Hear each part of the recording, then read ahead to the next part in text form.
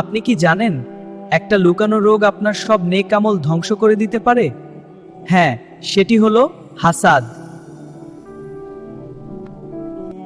আমরা অনেকেই নামাজ পড়ি, দোয়া করি, ভালো কাজ করি, কিন্তু ভিতরে ভিতরে যদি হাসাদ থাকে তাহলে সেই আমলগুলো ঝুঁকির মধ্যে পড়ে যায়। একবার ভাবুন, আপনি নিজেই নিজের ক্ষতি করছেন না তো? আসুন এবার আমরা হাসাদ কি তা জানি।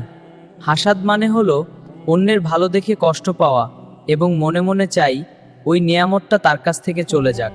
মনে করুন কারো ভালো চাকরি হয়েছে, আপনি চান সে হারাক। হ্যাঁ, চাকরিটা পেয়েছি, অভিনন্দন। তুমি খুব খুশি দেখাচ্ছ, আমার জন্য ভালো। হ্যাঁ, এখন আমি নতুন কাজ শুরু করব। তুমি সবসময় ভাগ্যবান। যাই হোক, ভাগ্য না, পরিশ্রমের ফল। কারো সুখী জীবন দেখে আপনি সেটা সহ্য করতে পারছেন না। খুব ভালো লাগছে। হ্যাঁ, রিক্সা চড়তে এত মজা। কি সুখে আছে ওরা। যান যান, হিংসা লাগে। এটা শুধু একটি অনুভূতি না, এটা আত্মার রোগ। রাসূলুল্লাহ সাল্লাম বলেছেন, হাসাদ নেক আমলকে এমনভাবে খেয়ে ফেলে যেমন আগুন কাঠকে পুড়িয়ে ফেলে। ভাবুন তো, আপনার কষ্ট করে করা সব ইবাদত ধীরে ধীরে শেষ হয়ে যাচ্ছে শুধু এই বদ রোগের কারণে। আপনার কাছে যদি হিংসা করার অভ্যাস থাকে, সেটা কিছু ক্ষতি করবে। এটা অন্তরকে অশান্ত করবে, অন্যের প্রতি ঘৃণা বাড়াবে, আল্লাহর দেওয়া নেয়ামতের প্রতি অকৃতজ্ঞ করে তুলবে। সূরা আন-নিসা তে মহান আল্লাহ বলেন, তারা কি আল্লাহর দেওয়া নেয়ামতের জন্য মানুষের প্রতি হিংসা করে?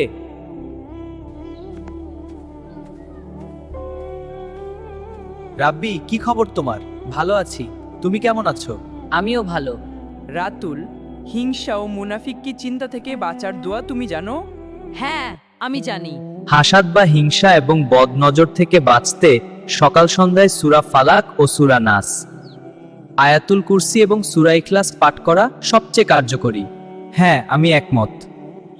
এছাড়া সূরা ফালাকের শেষ আয়াত ওয়ামিন শাররি হাসিদিন ইজা হাসাদ বেশি বেশি পাঠ করবে।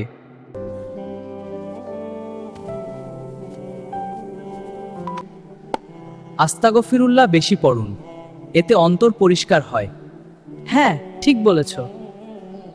যার প্রতি হিংসা হয় তার জন্য দোয়া করুন, ধীরে ধীরে মন নরম হবে। শুনতে কঠিন, কিন্তু এটিই সবচেয়ে শক্তিশালী চিকিৎসা।